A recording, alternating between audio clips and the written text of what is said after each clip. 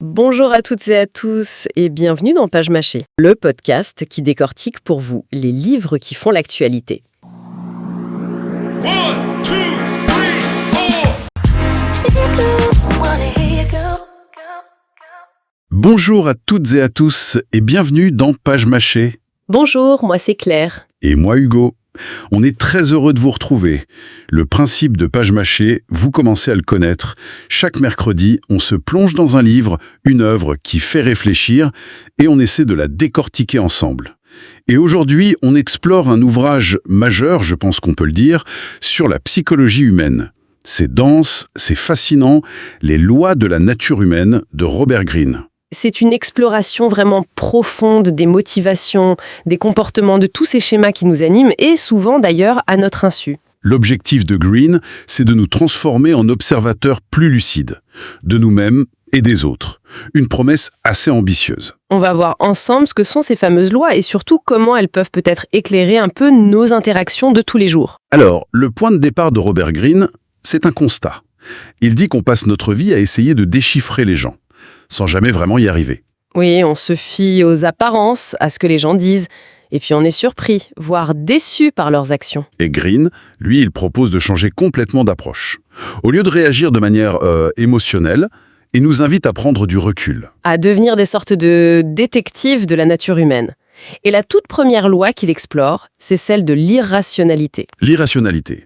Il affirme que nos émotions dominent constamment notre pensée, bien plus qu'on veut bien admettre. C'est exactement ça.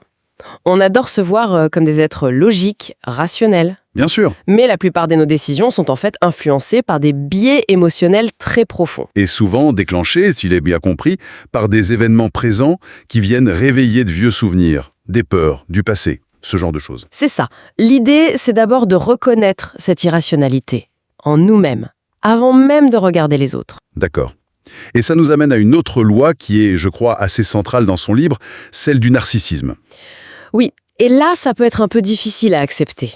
Greene soutient que nous sommes tous, à des degrés divers, narcissiques. Ah oui, ça peut piquer un peu. On est le centre de notre propre univers. C'est un fait. Notre premier réflexe, c'est de voir le monde à travers le prisme de nos besoins, de nos désirs. Il ne parle pas forcément du trouble de la personnalité, on est d'accord. C'est plus cette tendance naturelle à l'égocentrisme. Exactement. Le danger, c'est de croire que les autres pensent et ressentent comme nous, de projeter notre vision du monde sur eux. Et donc, pour y remédier, il suggère de cultiver l'empathie. Oui, mais attention, pas l'empathie comme un sentiment un peu flou, plutôt comme un outil d'analyse. Un outil d'analyse, c'est-à-dire Essayer de comprendre le point de vue de l'autre, son cadre de référence, ses valeurs, son histoire. Sortir de sa propre tête, en quelque sorte, ce qui est plus facile à dire qu'à faire. Et ça m'amène à une autre idée, le jeu des masques sociaux, la loi du jeu de rôle. C'est fascinant. Greene nous rappelle que dans la vie sociale, tout le monde porte un masque. on présente une version de nous-mêmes, celle qu'on veut que le monde voit. La version la plus polie, la plus compétente. Toujours. Le défi, évidemment, c'est d'apprendre à regarder au-delà de ce masque. Et comment on fait concrètement? Il conseille de prêter beaucoup plus d'attention aux signaux non-verbaux. Le langage corporel, le ton de la voix, tout ça, ça trahit beaucoup de choses. Plus qu'aux mots, donc. Beaucoup plus. Et surtout, il insiste sur une chose, les actions et les schémas de comportement qui se répètent sur le long terme. Ça ne ment jamais. C'est bien plus révélateur de la véritable personnalité de quelqu'un que n'importe quel beau discours. Ça, c'est certain. Greene aborde aussi un concept qui m'a beaucoup intéressé, c'est celui de notre côté sombre. L'ombre, oui. Un concept qu'il emprunte au psychologue Carl Jung. C'est cette partie de nous qu'on réprime. Tous les traits de caractère qu'on juge inacceptables. L'agressivité, l'égoïsme, l'envie, on prétend que ça n'existe pas chez nous. Et la loi, c'est que plus on refoule cette part d'ombre, plus elle risque de ressurgir. Et souvent de manière incontrôlée, voire destructrice. il dit même que souvent, les défauts qui nous énervent le plus chez les autres sont en réalité le reflet de notre propre ombre, celle qu'on n'assume pas. C'est assez déstabilisant comme idée. C'est clair. La clé, selon lui, c'est d'intégrer cette énergie, de la reconnaître, pour mieux la maîtriser, la canaliser vers quelque chose de constructif. Et cette dynamique, j'imagine, elle change encore quand on est en groupe. Ah oui, complètement. C'est la loi de la conformité. On a beau se croire indépendant, le groupe a une influence immense sur nous. On perd notre sens critique individuel. Totalement. Le groupe crée une sorte de personnalité collective. Et elle peut nous pousser à agir d'une manière qu'on n'aurait jamais envisagée tout seul. C'est l'effet de meute en quelque sorte. C'est un peu ça. L'antidote qu'il propose, c'est de cultiver une forte conscience de soi et de toujours garder une certaine distance psychologique par rapport au groupe. Questionner les certitudes collectives, les émotions du groupe. Toujours. Se demander, est-ce que je pense vraiment ça ou est-ce que je suis juste emporté par le courant? Il y a une autre loi qui m'a semblé très importante, c'est celle de la myopie. Oui, la myopie temporelle. On est naturellement concentré sur le présent, sur le problème immédiat, le plaisir immédiat. Cette vision à très court terme nous empêche de voir les grandes tendances, les conséquences à long terme de nos actions. Absolument.